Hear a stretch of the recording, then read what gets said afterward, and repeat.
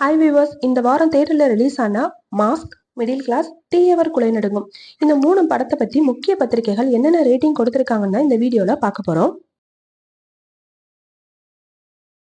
Kavin Andrea நடிச்ச mask படத்துக்கு GV Prakash இசையமைச்சிருக்காரு. Vikram Ashok இந்த படத்தை இயக்கியிருக்காரு. இது ஒரு ஆவரேஜான த்ரில்லர் பிலிம். இந்த படத்தோட IMDb ரேட்டிங் எவ்வளோன்னு பாத்தீங்கன்னா 8.2, தினமலர் டெய்லி நாளிதழ் 3 கொடுத்திருக்காங்க. Cinema express 2.5, Times of India 2.4. ரெண்டாவதா முனிஷ்காந்த், விஜயலட்சுமி, காளி வெங்கட் நடிப்புல உருவான மிடில் கிளாஸ் படம். இந்த படத்தை கிஷோர் ராமலிங்கம் இயக்கியிருக்காரு. இது ஒரு ஃபேமிலி டிராமா. இதுக்கான IMDb ரேட்டிங் எவ்வளோன்னு பாத்தீங்கன்னா 9.1, தினமலர் டெய்லி நாளிதழ் 3.25 கொடுத்திருக்காங்க. சினிமா எக்ஸ்பிரஸ் 1.5 கொடுத்திருக்காங்க. த டைம்ஸ் ஆஃப் இந்தியா 3.5 கொடுத்திருக்காங்க. மூணாவது படம் டீ எவர் குலை நடுங்கும். ஐஸ்வர்யா, அர்ஜுன் ராஜேஷ், தங்கதுரை மற்றும் பலர் இந்த படத்துல நடிச்சிருக்காங்க. இந்த படத்தை தினேஷ் லட்சுமணன் இயக்கியிருக்காரு. இது ஒரு த்ரில்லர் பிலிம்.